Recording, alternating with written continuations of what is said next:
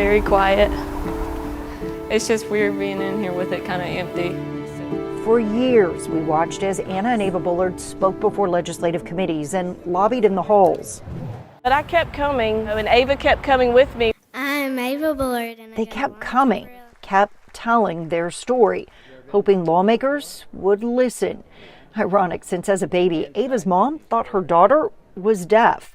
She would cry at odd times and didn't seem to respond to sounds. But she's not deaf. No, she could hear. I can hear. It wasn't a hearing impairment. It was autism. She was nonverbal. She had no skills whatsoever when she was 2.5, 3 years old. So no feeding skills, play skills.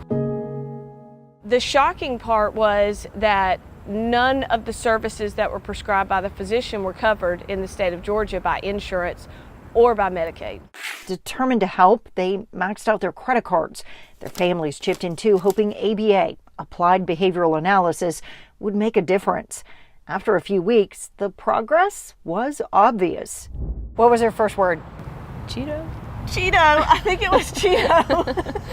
We're basically figuring out the function. Why is this person doing the behavior that they're doing? That's ABA-trained therapist Lindsay Jones. She says it is an important tool to help children and their parents find healthy ways to communicate before frustration turns to aggression. Stop! Sometimes the youth either get too big and their aggression becomes dangerous. I think that's the times that we see the parents where they feel overwhelmed and they just can't handle it. And we know when that happens, children are more likely to be abandoned. Thank you for listening today. That's why Anna and Ava wanted a law to require commercial insurance and Medicaid cover ABA and other therapies for children with autism.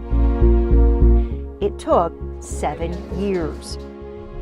The law was signed by Governor Deal right there. We're going to do something about that today. Not only did Georgia mandate insurance providers cover therapies for children with autism, it set a high Medicaid reimbursement rate compared to other states. So that has brought a lot of providers here to Georgia. It is proof that if you properly fund a program, providers willing to deliver it will come. And I'm gonna need you to get your hands on my face. Child welfare advocates say it is time to take the same approach to other parts of our behavioral health care system. And we can't wait 7 years to do it. If we don't address the parity issue, then we're going to continue to struggle. Gwen Skinner is the vice president of operations for Devereaux, a psychiatric residential treatment facility in Metro Atlanta. Devereaux serves children with significant emotional disturbance. It is one of the few facilities that will work with children struggling with aggressive tendencies, another gap in our behavioral health care system. It's a specialized service, and so you have to accept that it's going to cost more. It may cost more, but she says Georgia doesn't pay more, forcing her facility and others to take patients from states that do reimburse at higher rates.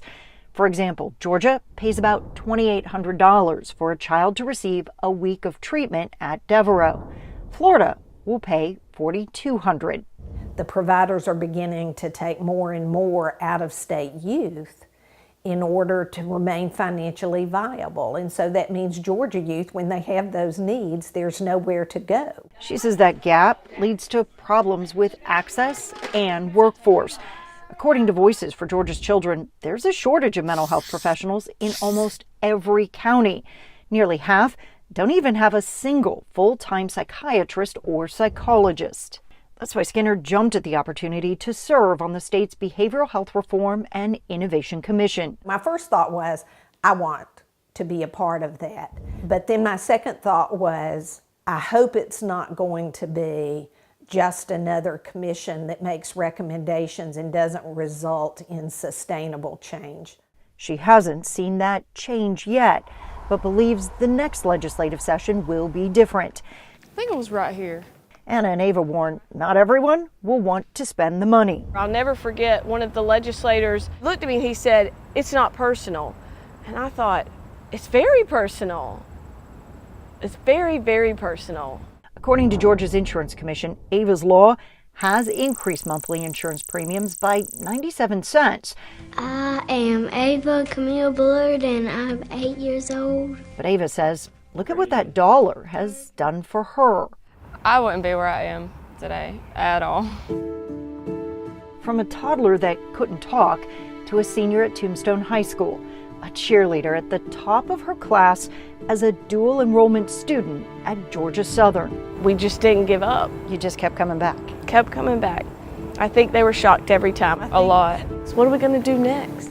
As Georgia looks at how to help those children with severe emotional disturbances, the Bullards hope their story offers some hope that change can happen if you're willing to fight.